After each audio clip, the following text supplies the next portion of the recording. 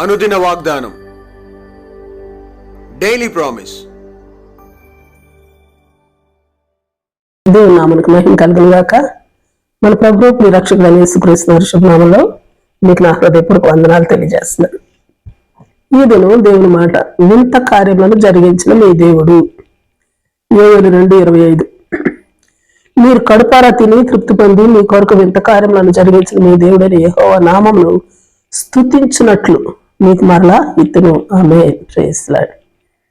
21వ వచనం, అవును యెహోవా గొప్ప కార్యములు చేసినాడు, భయపడక సంతోషించి గంతులు వేయమని చెబుతున్న మాటలను మనం చూస్తూ ఉన్నాం. 21వ వచనంలో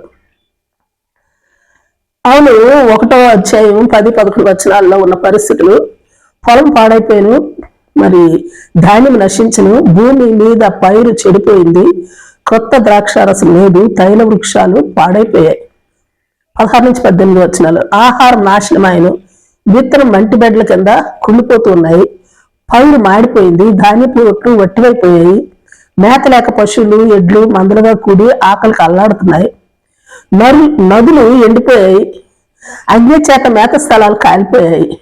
ఇలాంటి పరిస్థితులను మార్చివేసినాడు మన దేవుడు.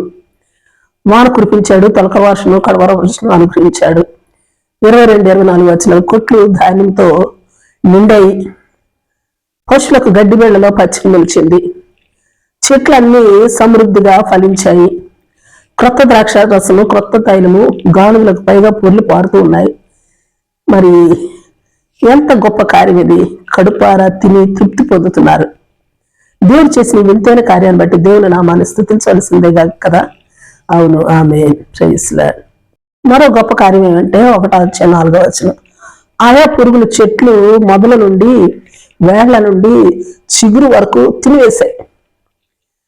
అయితే దేవుడు చేసిన గొప్ప కార్యం ఏమంటే, వింతైన కార్యం ఏమంటే, ఆయా పురుగులు తినివేసిన ఆ పంటలను, ఆ సంవత్సరముల పంటను మరలా ఇచ్చివేశాడు. ఎంత అద్భుతమైన వింతైన కార్యం కదా ఇది. ఆమేన్.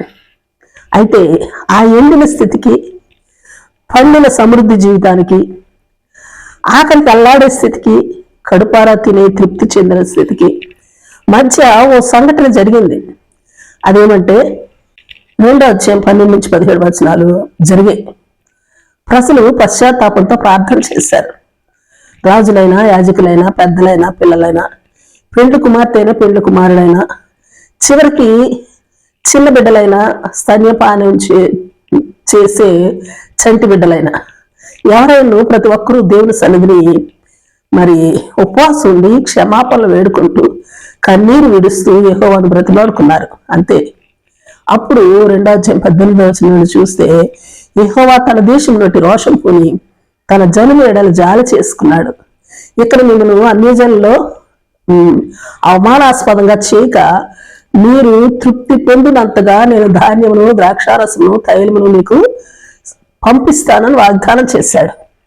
అలాగే 27వ వచనం, నా జనులకి ఎన్నటికి తృప్తి సిగ్గునొందరు అని వాగ్దానం చేసి స్థిరపరిచాడు. Praise the lord.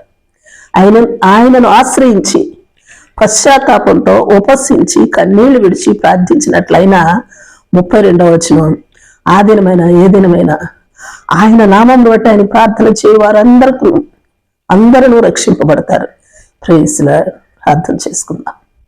ప్రేమ నమ్మకం కలిగిన మా పరలోకపు తండ్రి, నీ పరిశుద్ధ నామానికి స్తుతులు, స్తోత్రాలు దేవా. మా పట్ల నీ కృప సమృద్ధిని బట్టి, మీరు చూపే జాలిని బట్టి, మీరు చూపే ఎడతగిన వాత్సల్యతను బట్టి నిండైన కృతజ్ఞతలు తండ్రి. నీ స్తుతులు, స్తోత్రాలు. మీరు మాకు విచారమునైనను బాధనైనను కలుగజేయవాడు కావు.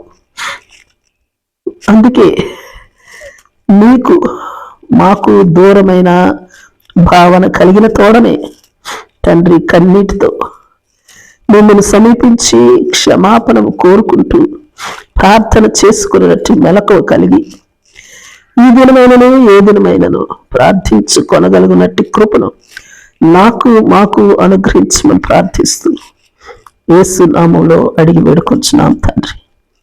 ఆమేన్, ఆమేన్. Praise the Lord. రేపు మనకు వాగ్దానంతో మనం కలుసుకుందాం. ప్రతిరోజు ఉదయం ఈ కార్యక్రమాన్ని వీక్షించగలరు. తిరిగి మళ్ళా రేపు ఉదయం కలుసుకుందాం. దేవుడు మిమ్మల్ని దీవించును గాక.